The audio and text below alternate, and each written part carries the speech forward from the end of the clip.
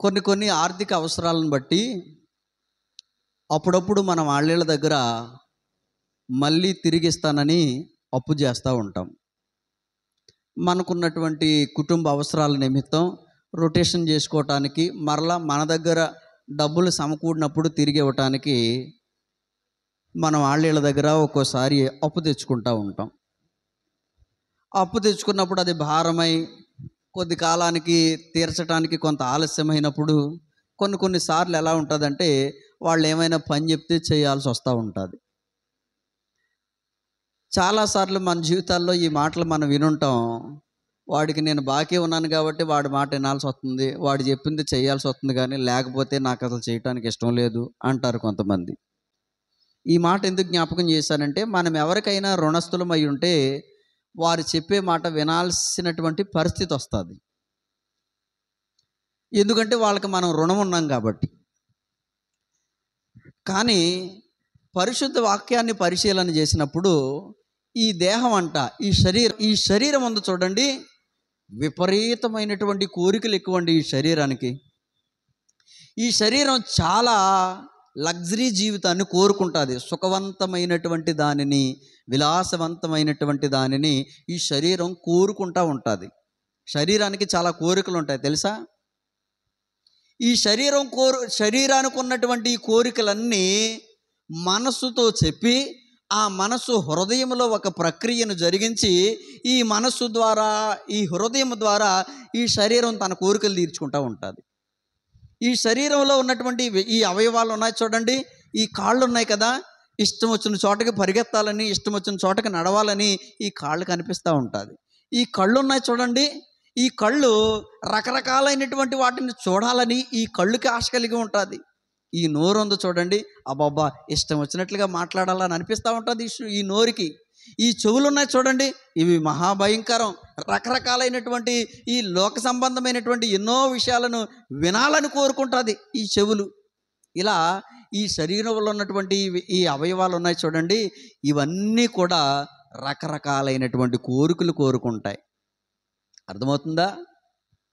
రకరకాలైనటువంటి కోరికలు కోరుకుంటాయి. ఈరోజు మీ శరీరంలో ఉన్నటువంటి ఈ పొట్ట అంటుంది, ఈరోజు సండే కదా, ఏమైనా స్పెషల్ ఉంటుందేమో అని అనుకుంటున్నాను, వెళ్ళి ఏదైనా మాంసం తేవచ్చు కదా, బిర్యానీ వండొచ్చు కదా, లేకపోతే ఇంకేదైనా మటన్ తేవచ్చు కదా అని ఈ శరీరంలో ఉన్నటువంటి ఈ పొట్ట అడుగుతూ ఉంటుంది. ఎందుకంటే ఈరోజు స్పెషల్ కదా అని.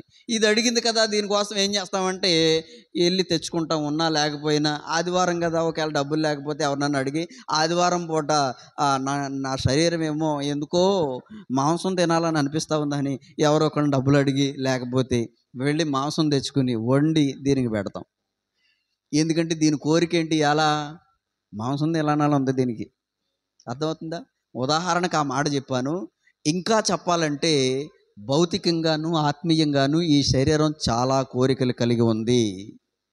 ఎప్పటికప్పుడు మీరు చూడండి, ఈ శరీరం కోరుకునేటువంటి కోరికను తప్పకుండా ప్రతి మనిషి తీరుస్తాడు. నా శరీరం కాసేపు విశ్రమించమంటుందండి, వెళ్ళి పడుకుంటానంటారు. నా శరీరం ఇప్పుడు పరిగెత్తమంటుందండి, పరిగెత్తుతాను. నా శరీరం ఇప్పుడు ఏదో మాట్లాడమంటుందండి, మాట్లాడతాను అని శరీరం చెప్పేటువంటి కోరికలన్నిటినీ మనిషి నెరవేర్చుకుంటా పోతాడు. కాబట్టి ఇలా నెరవేర్చుకుంటూ వెళ్ళిపోవటానికి వాక్యం చెబుతూ ఉంది, అసలు శరీరం మాట వినటానికి నువ్వు శరీరానికి ఏమీ బాకీ లేవు. అర్థమవుతుందా? శరీరం రకరకాల కోరికలు కోరుకుంటుంది. తినమని, త్రాగమని, తిరగమని, మాట్లాడమని, దూషించమని, వినమని, చూడమని ఎన్నో చెప్తుంది. ఈ శరీరం చెప్పినటువంటి ఈ పనులన్నీ నువ్వు చేసుకుంటా వెళ్ళటానికి నువ్వు శరీరానికి ఏమీ బాకీ లేవు, శరీరానికి ఏమీ రుణం లేవు. అందుకని మొదట్లోనే చెప్పాను, మనం ఎవరికైనా బాకీ ఉంటే వాళ్ళ మాట వినాల్సిన పరిస్థితి వస్తుంది. ఎందుకంటే వాళ్ళకి మనం రుణం ఉన్నాం కాబట్టి. ఆ అప్పు తీరేంత వరకు వాడి మాట వినాలండి, తప్పదండి అని అంటాం. ఇప్పుడు శరీరం మాట వినటానికి, శరీరం చెప్పింది చేసుకుంటూ వెళ్ళటానికి నువ్వు శరీరానికి ఏమీ బాకీ లేవు. ఉన్నారా ఎవరైనా? శరీరానికి ఏమీ రుణం లేవు మనం. అందుకనే ఇంతవరకు చెప్పిన ఈ మాటలు మీకు అర్థం కావాలంటే ఈరోజు మనం చదువుకున్నటువంటి వాక్య భాగాలను చూస్తే, పరిశుద్ధ వాక్య భాగాలలో రోమీయులకు రాసిన పత్రిక 8వ అధ్యాయంలో అక్కడ మనం చూడగలిగినప్పుడు 12వ వచనాన్ని మనం చూసినప్పుడు ఏమని రాయబడి ఉంది? కాబట్టి సహోదరులారా, శరీరానుసారంగా ప్రవర్తించడానికి మనం శరీరమునకు రుణస్థులము కాదు. ఈ వాక్యం యొక్క వ్యాఖ్యానం ఇదేనేమో అనుకుంటున్నాను. అర్థమైందమ్మా? ఆ వాక్యం అర్థమైందా? శరీరానుసారంగా ప్రవర్తించడానికి, శరీరం చెప్పినట్లుగా నడుచుకోవటానికి, శరీరం కోరిన కోరికలు నెరవేర్చడానికి నువ్వు శరీరానికి ఏమి రుణస్థుడవు కాదంట. నువ్వేం శరీరానికి ఏం బాకీ లేవు, ఈ దేహానికి ఏమి రుణం లేవు, నువ్వు అప్పు లేవు. కాబట్టి ఈ శరీరం మాట వినాలనేటువంటి పరిస్థితి ఏమీ లేదు. కాబట్టి ఇది ఈ ఆలు కోరుకుందండి, ఈ ఒక్కరోజే కదా అని దాని కోరిక తీర్చేశాను అని అంటే కుదరదు. ఈ శరీరం కోరుకునే కోరికలు జీవితకాలం ఉంటాయి. మనిషి యొక్క జీవితకాలం ఉంటుంది. మరి ఈ శరీరంలోనే ఈ శరీరాన్ని అంతటినీ నడిపిస్తున్నటువంటి దేవుడు పెట్టిన ఒక శక్తి ఉందో చూడండి. ఆ శక్తిని ఆత్మ అన్నారు. ఈ ఆత్మకుని ఈ శరీరమునకును ఇవి రెండూ కూడా పరస్పర నిత్యము విరోధమైనటువంటి శత్రువులంట. ఈ రెండిటికి కూడా ఎప్పుడూ కూడా వ్యతిరేక భావమే ఉంటుంది తప్ప అనుకూలమైనటువంటి భావం ఉండదంట. ఈ రెండూ కూడా వ్యతిరేక పరస్పర శత్రువు అంటే శరీరం ఒకటి కోరుకుంటే ఆత్మ ఇంకోటి చెప్తుంది. ఆత్మ ఏమో ఒకలా ఉండమంటే శరీరం ఏమో అంత అవసరం లేదులే ఇలా ఉండు అని చెప్తూ ఉంటుంది. కాబట్టి మనం చూసినప్పుడు గలతీ పత్రికలో ఈ మాట చాలా స్పష్టంగా రాయబడతా ఉంటుంది. 5వ అధ్యాయము గలతీ పత్రిక 5వ అధ్యాయం 17వ వచనాన్ని చూస్తే ఏమని రాయబడి ఉంది అక్కడ? శరీరము ఆత్మకును ఆత్మ శరీరమునకును విరోధముగా అపేక్షించును, ఇవి ఒకదానికొకటి వ్యతిరేకముగా ఉన్నవి, మీరేవి నిశ్చయింతురో వాటిని చేయకుందురు అని ఇక్కడ రాయబడి ఉంది. ఇవి రెండునంట ఒకదానికి ఒకటి వ్యతిరేకంగా ఉన్నాయి అని రాయబడి ఉంది. వ్యతిరేకంగా ఉన్నాయి అంటే శరీరం ఒకటి చెప్తుంది, ఆత్మ ఇంకోటి చెప్తుంది. ఆత్మ ఒకలా ఉండమంటుంది, శరీరం ఇంకోలా ఉండమంటుంది. కాబట్టి నీవు ఆత్మానుసారంగా నడుచుకోవాలి తప్ప ఆత్మ చెప్పినటువంటి ప్రకారంగా జీవించే ఆత్మ సంబంధిగా నీవు ఉండాలి తప్ప శరీరం చెప్పిన మాట విని శరీరం కోరిన కోరికలు నెరవేరుస్తూ, చూడమన్నాయి చూస్తూ, మాట్లాడమన్నాయి మాట్లాడుతూ, వినమన్నాయి వింటూ, పరిగెత్తమన్న చోటకి పరిగెడుతూ ఇష్టానుసారంగా శరీరం చెప్పినట్లుగా చేయటానికి శరీర సంబంధిగా నీవు ఉండకూడదు. నీవు శరీరానికి ఏమి రుణస్థుడవు కాదు అని ఇక్కడ చాలా స్పష్టంగా రాయబడినట్లుగా మనం చూస్తాము. మీరు శరీరానుసారముగా ప్రవర్తించిన ఎడల చావవలసిన వారయ్యుందురు కానీ అని రాయబడి ఉంది ఇక్కడ. సరే, బాగుందండి. ఈ శరీరం చాలా మాటలు చెప్తా ఉంది, తిరగమంటుంది, తాగమంటుంది, ఎంజాయ్ చేయమంటుంది, సుఖంగా ఉండమంటుంది. కాబట్టి శరీరం చెప్పిందే నేను చేసుకుంటా వెళ్ళిపోతున్నాను అంటే శరీరానుసారంగా ప్రవర్తిస్తే దాని వలన వచ్చే ఫలితం ఏంటంట? మరణం అని రాయబడి ఉంది అక్కడ మనం ఆలోచన చేస్తే కనుక శరీరానుసారంగా ప్రవర్తిస్తేనంట అక్కడ రాయబడింది ఏంటంటే దాని వలన వచ్చేటువంటిది ఏంటంటే చావు వస్తుందంట. చావవలసిన వారయ్యుందురు. ఎవరు శరీరానుసారంగా ప్రవర్తిస్తారో వారు చావవలసిన వారై ఉన్నారంట. ఈరోజు ఆలోచన చేయండి. శరీరానుసారంగా నడుచుకోవటానికి నీవు శరీర సంబంధివి కాదు అనే విషయాన్ని మీకు జ్ఞాపకం చేస్తున్నాను. నీవు దేవుని ఆత్మచేత రక్షించబడి పరిశుద్ధాత్మ వరములో పాలిభాగస్థుడివై దేవుని యొక్క దివ్య వాక్యమును రుచి చూచిన వాడివై నీవు ఉండి ఆత్మ సంబంధిగా నడుచుకొనవలసినటువంటి వారై మీరున్నారు. ఆత్మానుసారముగా నడుచుకోవాలి. హల్లెలూయా. కాబట్టి ఈ శరీరం యొక్క నియమము ఒకటి ఉంది. ఈ శరీరంలో ఉన్నటువంటి నియమం ఏంటో తెలుసా? ఒక పాప నియమము అనేది ఈ శరీరంలో ఉన్నదంట. నాయందు అనగా నా శరీరమందు మంచిదేదియో నివసింపదని నేను ఎరుగుదును. ఎందుకో తెలుసా? నేను మేలైనది చేయవలని కోరుచున్నాను, కానీ దాన్ని చేయటానికి నాకు కలుగుట లేదు. నేను చేయగోరు మేలు చేయక చేయగోరని కీడు చేయుచున్నాను అంటున్నారు. అంటే శరీరములోనంట మంచి అనేది లేదంట. ఎందుకంటే శరీరము రకరకాలైనటువంటి కోరికలు కలిగి రకరకాలైనటువంటి ఆలోచనలతోటి సుఖంగా ఉండమని, తిరగమని, తాగమని, ఇష్టానుసారంగా ప్రవర్తించమని శరీరం చెప్తుంది. శరీర సంబంధిగా నువ్వు నడుచుకుంటే నీ శరీరం సుఖం కోరుకుంటుంది కదా అని సుఖం కొరకు ప్రయత్నం చేస్తే, సుఖం కొరకు పరిగెడితే దాని వలన చావవలసిన వారై ఉన్నారు అని రాయబడి ఉంది. కాబట్టి పౌలు గారు తెలియచేస్తున్నట్లుగా ఇక్కడ మనం ఆలోచన చేస్తే అక్కడి రోమాపత్రిక 7వ అధ్యాయము 25వ వచనంలో కూడా రాయబడిన మాట ఏంటంటే, మన ప్రభువైన యేసుక్రీస్తు ద్వారా దేవునికి కృతజ్ఞతాస్తుతులు చెల్లించుచున్నాను కాగా, మనసు విషయంలోనేమో దైవ నియమమునకును శరీర విషయములోనేమో పాప నియమమునకు దాసుడనై ఉన్నాను అన్నారు. అంటే శరీరంలో ఏముందో తెలుసా? పాపపు నియమము ఉందంట. ఏముంది? పాపపు నియమం ఉంది. ఇదేదో ఒక రోజుతో పోయేది కాదు. మనిషి మరణంతము వరకు కూడా, మనిషి జీవించినంత వరకు కూడా ఈ పాపపు నియమము శరీరంలో ఉండిపోతుంది. ఈరోజు బాగున్నాం, రేపు బాగున్నాం కదా, ఇంక ఇలాగే ఉంటామని అనుకోకూడదు. మళ్ళీ 3వ రోజు 4వ రోజుకి మళ్ళీ ఈ శరీరం మళ్ళీ ఏదో కోరుకుంటుంది. ఎందుకంటే ఈ శరీరంలో పాపపు నియమము ఉందంట. ఏముంది ఈ శరీరంలో? పాపపు నియమం ఉంది. అంటే మీకు అర్థం కావటానికి చెప్తాను, జాగ్రత్తగా ఆలోచన చేయండి. ప్రియమైనటువంటి దేవుని బిడ్డలారా, పాపపు నియమము అనేది ఎలా ఉందంటే, బాగా లోతుగా వేర్లతోటి బాగా లోతుకి ఉన్నటువంటి ఒక చెట్టు మోడ్ ఎలా అయితే ఉందో అలాంటి నియమమే పాపపు నియమం మనలో ఉంది.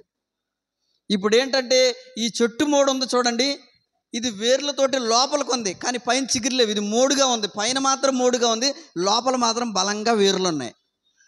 ఇదే పాపపు నియమం అంటే. ఇలాంటిదే మన శరీరంలో కూడా ఉంది.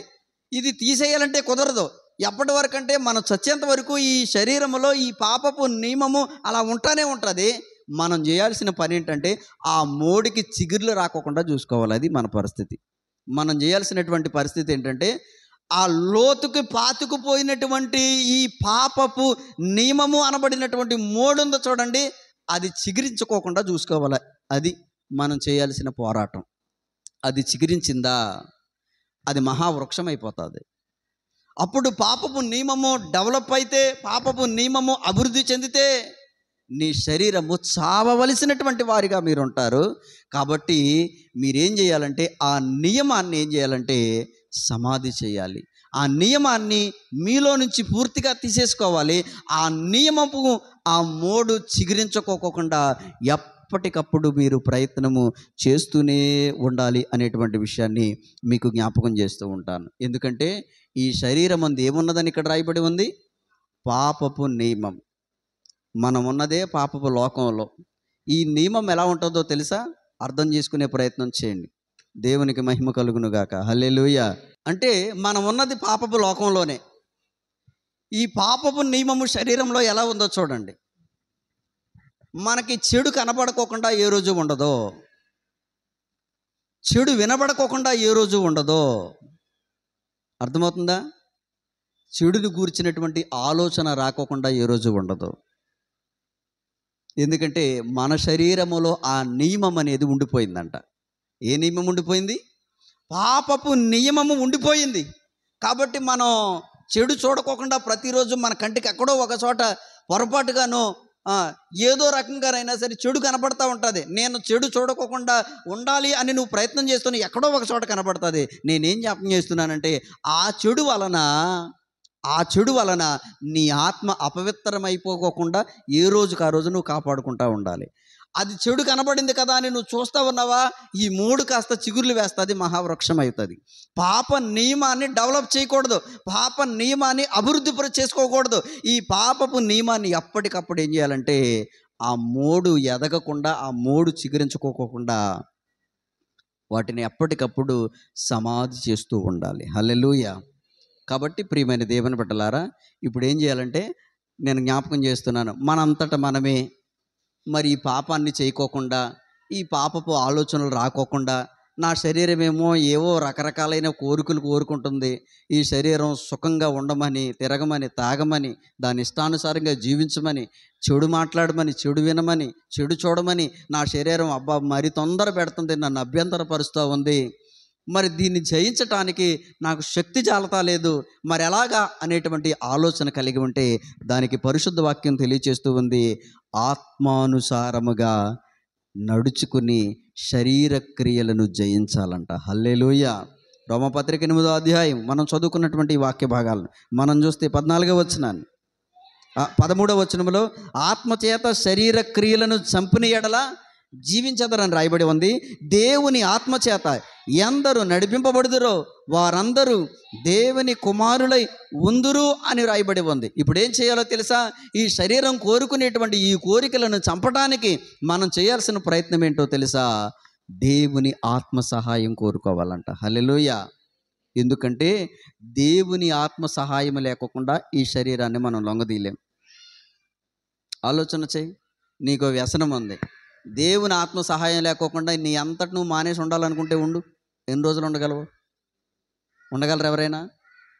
1 రోజు, 2 రోజులు, 3 రోజుకి మళ్ళీ శరీరం అంటుంది, కోరుకుంటుంది, ఎల్లు పర్వాలేదు, తాగు, తిరుగు అని శరీరం మరలా కోరుకుంటుంది, ఎక్కడో ఒక చోట పడిపోతూ ఉంటారు. ఆలోచన చేయండి. కాబట్టి మనంతటా మనము ఈ శరీరాన్ని లొంగదీయలేం, మనంతటా మనము ఈ శరీరాన్ని అదుపు చేసుకోలేం, మనంతటా మనము ఈ శరీరంలో ఉన్నటువంటి ఈ అవయవాలను కంట్రోల్ చేయలేం, మనకి శక్తి చాలదు. కాబట్టి ఏం చేయాలంటే దేవుని ఆత్మ సహాయం తీసుకోవాలంట. హల్లెలూయా. దేవుని పరిశుద్ధాత్మ సహాయాన్ని మనం తీసుకున్నప్పుడు పరిశుద్ధాత్మగా దేవుడు మనలో సంచరించి ఏం చేస్తారో తెలుసా? ఈ పాప నియమమైనటువంటి ఈ శరీర కోరికలను ఆ పరిశుద్ధాత్మ దేవుడు అదుముతూ ఉంటాడంట. ఈ మోడు చిగురించుకోకుండా, ఇది అభివృద్ధి చెందకోకుండా దేవుడు మనల్ని కంట్రోల్లో ఉంచుతాడంట. కాబట్టి ప్రియమైన దేవుని బిడ్డలారా, దేవుని ఆత్మచేత నడిపింపబడేటువంటి వ్యక్తులు, దేవుని ఆత్మచేత నడిపింపబడటం అంటే ఏంటో తెలుసా? కన్ను నీదే కానీ దేవుడు చెప్పినట్టుగా చూడాలి, చెవులు నీవే కానీ శరీరం చెప్పినట్టుగా కాదు, దేవుడు వినమన్నట్లుగా దేవుడు వినమన్నవి మాత్రమే వినాలి. తప్పదని ఒక్కోసారి మన చుట్టూ వాళ్ళే ఇష్టానుసారంగా మాట్లాడుతూ ఉంటారు. కనీసం సేవకులు ఉన్నారు, విశ్వాసులు ఉన్నారు, ప్రార్థనాపరులు ఉన్నారు, వీళ్ళు మంచి విశ్వాసులు, భక్తిపరులు, చక్కగా దేవుని మందిరానికి వెళ్ళేవాళ్ళు, ఇలాంటి వాళ్ళ దగ్గర మనకెందుకులే అని కొంచెం నోరు కంట్రోల్ చేసుకుందామని అనుకోరు, ఇష్టం వచ్చినట్లుగా మాట్లాడుతూ ఉంటారు. వాళ్ళు మాట్లాడే మాటలు భలే ఇంపుగా ఉన్నాయని మనం అక్కడ ఉండకూడదు. దేవుడు అవి వినమని చెప్పలా, చెవులు నీవే కానీ దేవుడు వినమన్నవి మాత్రమే వినాలి, దేవుడు అనుమతించలేనివి వినకూడదు. అర్థమవుతుందా? దేవుని ఆత్మచేత నడిపింపబడటం అంటే అదే. కాళ్ళు నీవే కానీ నీ ఇష్టం వచ్చినట్లుగా పరిగెత్తి నీ ఇష్టం వచ్చినట్లుగా నడవటానికి కాదు, దేవుడు చెప్పినట్లుగా నడుచుకోవటానికి మాత్రమే ఈ కాళ్ళు ఉపయోగించాలి. ఇంకా టోటల్గా చెప్పాలంటే ఈ శరీరంలో ఉన్నటువంటి ప్రతి అవయవము కూడా దేవుడు చెప్పినట్లుగా నడుచుకోవాలి. అది దేవుని ఆత్మచేత నడిపింపబడటం అంటే. హల్లెలూయా. కాబట్టి మనం ఏం చేయాలంటే దేవుని వారసులం అవ్వాలి. దేవుని వారసులం అవ్వాలంటే, దేవుని పిల్లలుగా ఉండాలంటే దేవుని ఆత్మచేత నడిపింపబడాలి. అట్టి వారినే ఆత్మ సంబంధులు అంటారు. అట్టి వారిని ఏమంటారు? ఆత్మ సంబంధులు. శరీరం మాట విని శరీరం చెప్పినట్లుగా చేసుకునే వారిని శరీర సంబంధులు అంటారు. శరీర సంబంధమైన మనసు మరణము అని రాయబడి ఉంది, ఆత్మ సంబంధమైన మనసు జీవము అని రాయబడి ఉంది. కాబట్టి శరీర సంబంధంగా మనం నడుచుకుంటే శరీర సంబంధులం అవుతాం, ఆత్మ సంబంధంగా నడుచుకుంటే ఆత్మ సంబంధులం అవుతాం. ఈరోజు నేను జ్ఞాపకం చేస్తున్నాను, నీ జీవితంలో నీ శరీరాన్ని అదిమి పట్టుకోవటానికి ఆలోచన చేయండి. విచ్చలవిడిగా తిరగటానికి ఎంత సమయం కావాలి? నోట్లో రకరకాలైనటువంటి బూతులు తిట్టడానికి ఎంత సమయం కావాలి? చెడు వినడానికి ఎంత సమయం కావాలి? వీటన్నిటినీ విసర్జించాలంటే పరిశుద్ధాత్మ సహాయము తప్పనిసరిగా కావాలి. దేవుని ఆత్మ సహాయము కొరకు నువ్వు వేడుకోవాలి. ప్రభువా, ఈరోజు ఉదయం ఇలా లేచాను, ఈరోజు పాపం అంటుకోకుండా, కీడులో పడిపోకోకుండా, శోధనలో పడిపోకోకుండా, చెడు చూడకుండా, చెడు మాట్లాడుకోకుండా, చెడు వినకోకుండా నీ ఆత్మ సహాయం నాకు దయచేయి నాయనా అని దేవుని ఆత్మ సహాయం కొరకు వేడుకోవాలి. ఆలోచన చేయండి. కాబట్టి పరిశుద్ధాత్మ సహాయం కొరకు మనం వేడుకుంటే దేవుడంట ఆత్మస్వరూపిగా మనలోనికి వచ్చి మనలో నివసించి మనలను ప్రేరేపిస్తారంట. ఇక్కడ ఉండొద్దు, ఇక్కడ చెడు జరుగుతుంది, వెళ్ళిపో అని దేవుడు తీసుకెళ్ళిపోతాడు. ఇది మాట్లాడొద్దు, అది మాట్లాడకూడదు అని చెప్పి నోరు ఆ సమయంలో దేవుడు మూసేస్తాడంట. ఈ వినొద్దు, ఇవి వినటం వల్ల నీ ఆత్మ కలుషం అయిపోతుంది, కాబట్టి ఇవి వినొద్దు అని ఏం చేస్తాడంటే ఆ సమయంలో వాటిని వినకోకుండా దేవుడు మన చెవులను మందం చేస్తాడంట. పరిశుద్ధాత్మగా దేవుడే మనలో సంచరించి మనలో నివసించి మనలను సర్వసత్యములోనికి నడిపిస్తాడు ఆయన. కాబట్టి ఆలోచన చేయండి, ఎంతమంది ఆత్మ సంబంధులుగా నడుచుకోగలుగుతున్నారు అనే విషయాన్ని మీకు జ్ఞాపకం చేస్తూ ఉన్నాను. నీవు శరీరానుసారంగా జీవిస్తే శరీర సంబంధం అవుతావు, ఆత్మానుసారంగా జీవిస్తే ఆత్మ సంబంధి అవుతావు. ఈరోజు నువ్వు ఆత్మ సంబంధివా శరీర సంబంధివా అనేది నువ్వు ఎలా టెస్ట్ చేసుకోగలవు? నీకు ఎలా తెలుస్తుంది? ఒక్కసారి నిన్ను నువ్వే అబ్జర్వ్ చేసుకో. మనలను మనమే పరీక్ష చేసుకుంటేనంట ఎదుటి వ్యక్తి మన మీద నేరం మోపవలసినటువంటి పరిస్థితి ఉండదంట. కాబట్టి మనలను మనమే విమర్శ చేసుకోవాలని దేవుని వాక్యం తెలియజేస్తూ ఉంది. కాబట్టి ఈరోజు నిన్ను నువ్వే విమర్శ చేసుకో. నువ్వు శరీర సంబంధివా ఆత్మ సంబంధివా ఎలా తెలుస్తుంది నీకు? టెస్ట్ చేయండి. ఏదైనా మిషన్ ఉంటే బాగుండు కదా, ఆ మిషన్లో ఇలా ఫింగర్ ఇలా పెట్టగానే, ఇలా వేలుముద్ర వేయగానే నువ్వు ఆత్మ సంబంధివి, నువ్వు శరీర సంబంధివి అని వచ్చేస్తే బాగుండు కదా. అలాంటి మిషన్లు లేవు. మరి అర్థమవుతుంది? ఇప్పుడు అన్నిటికీ మిషన్లు వచ్చినాయి, కానీ అలాంటి మిషన్లు లేవు. నువ్వు ఆత్మ సంబంధివా శరీర సంబంధివా అని ఏదైనా చెప్పడానికి ఒక మిషన్ ఉంటే బాగుండు కదా, లేదు. మరి ఎలా? నిన్ను నువ్వే పరీక్ష చేసుకుని నిన్ను నువ్వే విమర్శ చేసుకోవాలి. ఎలా అంటే నీలో ఫలించినటువంటి ఫలాలను బట్టే నువ్వు ఆత్మ సంబంధివా శరీర సంబంధివా అని తెలిసిపోతుందంట. ఓ చెట్టు దగ్గరికి వెళ్ళాం, ఓ చెట్టుకి కాయలు కాసినాయి. ఆ కాయల యొక్క రుచి బాగాలేదు, ఆ కాయలు చెడ్డగా ఉన్నాయి, చేదుగా ఉన్నాయి, విషపూరితంగా ఉన్నాయి. అప్పుడు నువ్వు ఆ చెట్టు మంచిదంటావా చెడ్డదంటావా? ఏమో చెప్పండి. ఎంత మంచి చెట్టు అంటారా? అనరు. ఇంకో చెట్టు దగ్గరికి వెళ్ళావు, దాని కాయలు బాగున్నాయి, ఆకృతి బాగుంది, తినటానికి రుచిగా ఉంది, చాలా మాధుర్యంగా ఉంది. అప్పుడు నువ్వేం చెప్తావు అంటే ఆ చెట్టు మంచిది, ఆ చెట్టుకు కాసే ఫలాలు తినండి అని చెప్తావు. ఇప్పుడు నువ్వు శరీర సంబంధివా ఆత్మ సంబంధివా అని తెలుసుకోవడానికి నిన్ను నువ్వే విమర్శ చేసుకోవాల్సిన పరిస్థితి ఏంటో తెలుసా? ఏం చేయాలి? నీలో ఉన్నటువంటి ఫలాలు ఎలా ఉన్నాయో టెస్ట్ చేసుకుంటే ఆ ఫలాలను బట్టి నువ్వు శరీర సంబంధివో ఆత్మ సంబంధివో నీకే తెలిసిపోతుంది. నీలో మంచి ఫలాలు ఉన్నాయా? నువ్వు ఆత్మ సంబంధివి. చెడ్డ ఫలాలు ఉన్నాయా? శరీర సంబంధివి. ఎందుకంటేనంట చెడ్డ చెట్టు మంచి ఫలాలు ఫలించదంట, మంచి చెట్టు చెడ్డ ఫలాలు ఫలించదంట. కానీ ప్రతి చెట్టు దాని ఫలము వలనే అది మంచిదో చెడ్డదో తెలుస్తుందంట. ఇక సువార్త పాఠ్యభాగంగా అర్థమైపోయిందేమో అనుకుంటున్నాను నేను. అర్థమైందమ్మా? ఇప్పుడు నువ్వు శరీర సంబంధివా ఆత్మ సంబంధివా అని తెలుసుకోవటానికి ఏం చేయాలి? నిన్ను నువ్వే విమర్శ చేసుకోవాలి. నీలో నుంచి వచ్చేటువంటి ఫలాలు మరి ఎక్కడున్నాయి? ఈ ఫలాలు అనంటే గలతీ పత్రికలో ఉంటాయి. శరీర క్రియలు, ఆత్మ ఫలాలు. ఇందులో ఏమున్నాయో నువ్వు టెస్ట్ చేసుకుంటే అవి నీలో ఏవి ఎక్కువగా కనబడుతున్నాయో దానిని బట్టి నీవు ఎలాంటి సంబంధివో దానిని బట్టి మనం అక్కడ జ్ఞాపకం చేసుకోవచ్చు. కాబట్టి మనం చూస్తే కనుక గలతీ పత్రిక 5వ అధ్యాయాన్ని చూసినప్పుడు 19వ వచనం. ఏమా? శరీర కార్యములు స్పష్టమై ఉన్నవి. అవి ఏంటంటే జారత్వం, అపవిత్రత, కాముకత్వము, విగ్రహారాధన, అభిచారము, ద్వేషములు, కలహములు, మత్సరములు, క్రోధములు, కక్షలు, భేదములు, విమతములు, అసూయలు, మత్తతులు, అల్లరితో కూడిన ఆటల పాటలు. ఇవన్నీ ఉంటే నువ్వు చెడ్డ చెట్టువి. ఇవన్నీ ఉంటే నువ్వు చెడ్డ చెట్టువి, మంచి చెట్టువి కాదు. నువ్వు శరీర సంబంధివి. నీలో విగ్రహారాధన ఉంటే, జారత్వం ఉంటే, అపవిత్రత ఉంటే, కాముతత్వం ఉంటే, చెడ్డ ఆలోచనలు ఉంటే, మత్సరం ఉంటే, తర్వాత అలరితో కూడినటువంటి ఆటపాటలు ఉన్నాయి, కక్షలు ఉన్నాయి, క్రోధాలు ఉన్నాయి, భేదములు ఉన్నాయి, విమతలు ఉన్నాయి, అసూయలు ఉన్నాయి. ఇవన్నీ కనుక ఉంటే కనుక నువ్వు శరీర సంబంధివి. ఇప్పుడు ఆలోచన చేయండి, ఈ లక్షణాలు ఎవరిలో ఉంటే వారు శరీర సంబంధులు. నిన్ను మరొకరు వచ్చి నిన్ను విమర్శ చేసి నువ్వు ఆత్మ సంబంధివా శరీర సంబంధివా అని నిన్ను టెస్ట్ చేసి మళ్ళీ డిక్లేర్ చేయవసరంలా. నిన్ను నువ్వే విమర్శ చేసుకో. నిన్ను నీవు విమర్శ చేసుకున్నప్పుడు ఏ లక్షణాలు ఎక్కువగా నీలో కనబడ్డాయో దానిని బట్టి నీవు ఏ సంబంధివో నిన్ను నువ్వు అర్థం చేసుకోవచ్చు. ప్రియమైన దేవుని బిడ్డలారా, ఆత్మానుసారంగా నడుచుకుని ఆత్మచేత శరీర క్రియలను జయించినటువంటి వారంట ప్రేమ కలిగి ఉంటారంట, సంతోషం కలిగి ఉంటారంట, సమాధానం కలిగి ఉంటారంట, దీర్ఘశాంతం కలిగి ఉంటారంట, దయాళుత్వంతో ప్రవర్తిస్తారంట, మంచితనం కలిగి ఉంటారంట, విశ్వాసముతోనూ సాత్వికముతోనూ, తర్వాత ఆశానిగ్రహంతో కూడా ఉంటారంట. ఇవి ఎవరిలో ఎక్కువ కనబడతాయో వారు ఆత్మ సంబంధులు. ఇప్పుడు ఆలోచన చేయండి. ఎందుకంటే ప్రియమైన దేవుని బిడ్డలారా, కాని చెట్టు ఎప్పుడు మంచి ఫలాలు ఫలించదో, మంచి చెట్టు ఎప్పుడు కాని ఫలాలు ఫలించదు. ఈరోజు నేను జ్ఞాపకం చేస్తున్నాను, 2025 సంవత్సరం ఆగస్టు నెల 10వ తారీఖులో మనం ఉన్నాం. ఈరోజు నేను మీకు జ్ఞాపకం చేస్తున్నాను, ఈరోజు ఈ క్షణం వరకు నీవు దేవుని సన్నిధిలో ఒక చెట్టుగా నువ్వు ఉన్నావు.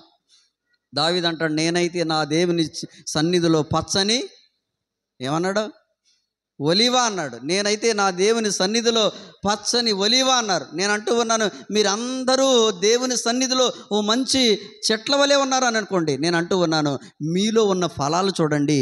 ఆ ఫలాలు మంచి అయితే ఆత్మ సంబంధివి, చెడ్డ అయితే శరీర సంబంధివి. నిన్ను నువ్వే విమర్శ చేసుకో. ఇంతవరకు నీలో చెడ్డ ఫలాలు ఉంటే విడిచిపెట్టకూడకుండా ఇంకా అదే జారత్వములో, అదే అభిచారములో, అదే కాముకత్వంలో, అదే అసూయతోటి జీవితకాలాన్ని వెళ్ళబుస్తే ఎక్కడ ఆడేశారు ఆ చెట్టు తీసుకెళ్ళి? ఇందాక చాలా స్పష్టంగా చదివారు కదమ్మా వాక్య భాగాన్ని చదివినప్పుడు. ఎక్కడ ఆడేశారు? తీసుకెళ్ళి అగ్నిలో వేసేశారు. అది పరిస్థితి, అగ్నిలో వేశారు. నేను అంటూ ఉన్నాను, ఈరోజు నీలో ఉన్నటువంటి ఫలాలు ఇదిగో శరీరం కోరుకుంటుంది, అపవిత్రతలో పడిపో అని కోరుకుంటుంది. శరీరం అంటుంది జారత్వం చెయ్యని కోరుకుంటుంది. శరీరం అంటుంది వ్యభిచరించు అని కోరుకుంటుంది. శరీరం అంటుంది మత్సరం కలిగి ఉండు అని అంటూ ఉంది. శరీరం అంటుంది అల్లరితో కూడిన ఆట పాట కలిగి ఉండు, సరదాగా ఉండు, ఏళకోళంగా ఉండు, ఎగతాళిగా ఉండు, ఇష్టానుసారంగా జీవించని శరీరం ఎన్నో కోరికలు కోరుకుంటా ఉంది. ఏమ్మా ఆలోచన చేయండి. ఈరోజు అలాంటి కోరికలతోటే నువ్వు ముందుకెళ్ళిపోతే నువ్వు శరీర సంబంధిమవుతూ ఉన్నావు, శరీర సంబంధిమవుతూ ఉన్నావు. కానీ ఫలాలు నీలో ఉన్నాయి. అలాంటి చెట్లన్నీ కూడా అగ్నిలో వేస్తున్నారు. పో నరికి పక్కనడైతే బాగుండు. నరికి పక్కనడితే ఎప్పుడైనా నీటి చెమ్మ తగిలి మళ్ళా అవి సిగురుతాయేమోనని ఇక దాని ఉనికి లోకంలో లేకోకుండానే పూర్తిగా ఏం చేస్తున్నారు? అగ్నిలో వేసేసి దాన్ని పూర్తిగా నిర్మూలన చేస్తున్నారు. శరీర సంబంధులైన వారందరికీ మరణం పొంచి ఉంది. వారు నిశ్చయముగా చావవలసిన వారై ఉన్నారు. శరీరంలో ఉన్నటువంటి ఈ కోరికలు అందరికీ ఉంటాయి. ఎవరు పరిశుద్ధాత్మ సహాయముతో దాన్ని జయించగలుగుతారో వారు మాత్రమే దేవునితో ఉండగలరు. హల్లెలూయా.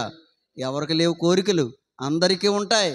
ఈ శరీరం అందరినీ కదా, అందరి శరీరాలు అందరిని అదే రీతిగా కోరుకుంటాయి. అందరికీ ఉంటాయి కోరికలు. ఎవరికి ఉండవు? ఆలోచన చేయండి. పాస్టర్ గారు కదా, ఆయన కోరికలు ఉండవంటే కుదరదు. ఆయన శరీరం కూడా కోరుకుంటుంది. అర్థమవుతుందా? అబ్బో పెద్ద బిషప్ గారు కదా, రెవరెండ్ గారు కదా, వాళ్ళు పరిశుద్ధులు కదా, వాళ్ళ శరీరాలకు ఏ విధమైన కోరికలు ఉండవు అని అనుకుంటారేమో. వాళ్ళకు కూడా ఉంటాయి కోరికలు. అర్థమవుతుందా? చిన్న పిల్లోడు టీనేజ్లోకి వచ్చినటువంటి, అప్పుడప్పుడే టీనేజ్లోకి వచ్చిన చిన్న పిల్లోడు మొదలుకొని పండు ముసలోడు వరకు ప్రతి వాడికి వాడి శరీర క్రియలు అనేవి, శరీర కోరికలు అనేవి ఉంటాయి. ఏం చేయాలంటే కోరుకుంది కదా అని ఇష్టానుసారంగా ప్రవర్తిస్తే అది కాని చెట్టు అవుతుంది. ఎవరైతే పరిశుద్ధాత్మ సహాయముతో ఆత్మచేత దానిని జయించగలుగుతారో, ఆత్మచేత శరీర క్రియలన్నిటినీ జయించిన వారంట దేవుని కుమారులు అవుతారు అని రాయబడి ఉంది అక్కడ. హల్లెలూయా. ఆత్మచేత శరీర క్రియలను జయించిన వారు దేవుని కుమారులు, దేవుని వారసులు. ఇంకా రాయబడి ఉంది అక్కడ దేవుని పిల్లలు అని కూడా చెప్పబడింది. ఎందుకంటే ఈ శరీరాన్ని నేను లొంగదీయలేనేమో, అమ్మో ఇది చాలా విపరీతమైన కోరికలు కోరుకుంటుంది, దీన్ని కంట్రోల్ చేయటం నా వల్ల అవదేమో అని భయపడుతున్నావేమో. భయపడకో. ఎందుకంటే నీకు ఇచ్చినటువంటి ఆత్మ దాస్యపు ఆత్మను నేను ఇవ్వలేదు కానీ కదా, దత్తపుత్రాత్మను అనగా నిన్ను నేను దత్తత చేసుకొని నీలో ఉన్నటువంటి కోరికలను జయించటానికి నీలోనే నేను ధైర్యపు ఆత్మను ఉంచానని దేవుడు తెలియజేస్తూ ఉన్నాడు. హల్లెలూయా. మనం పొందింది ధైర్యపు ఆత్మ. పిరికాత్మను మనం పొందలేదో, ధైర్యపు ఆత్మను మనం పొందాం. ఎప్పుడైతే పరిశుద్ధాత్మలో పాలిభాగస్తులు అయి ఉంటారో వారు ఆత్మ సంబంధులుగా ఉంటారు. ఎవరైతే ఇంద్రియ నిగ్రహము కలిగి శరీర అవయవాలన్నిటినీ అదుపులో ఉంచుకుని పరిశుద్ధాత్మ సహాయముతో ఆత్మ సంబంధిగా ఉంటారో వారు మాత్రమే దేవుని కుమారులు అవుతారంట. హల్లెలూయా. కాబట్టి నీ అంతటి నువ్వు జయించలేవు. కాబట్టి పరిశుద్ధాత్మ సహాయము కోరుకోండి.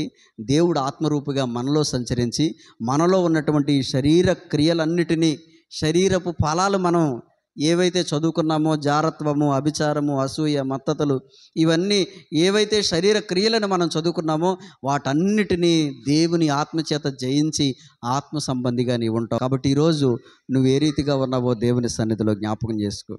కాబట్టి కాని ఫలములు ఫలించే ప్రతి చెట్టు నరకబడి అగ్నిలో వేయబడుతుంది. మంచి ఫలాలు ఫలించేటువంటి చెట్టు దేవుని సన్నిధిలో నిత్యము ఉంటుంది. కాబట్టి నువ్వు దేవుని సన్నిధిలో ఆత్మ సంబంధిగా నీవు ఉండాలని తెలియచేస్తూ, శరీర సంబంధమైన క్రియలను, కోరికలను కంట్రోల్ చేసుకోవటానికి పరిశుద్ధాత్మ సహాయం కొరకు ఎల్లప్పుడూ వేడుకోవాలని తెలియచేస్తూ ఈ మాటలు ముగిస్తున్నాను. దేవుడి మాటలు మన వినికిడిలో దీవించునుగాక. ఆమేన్.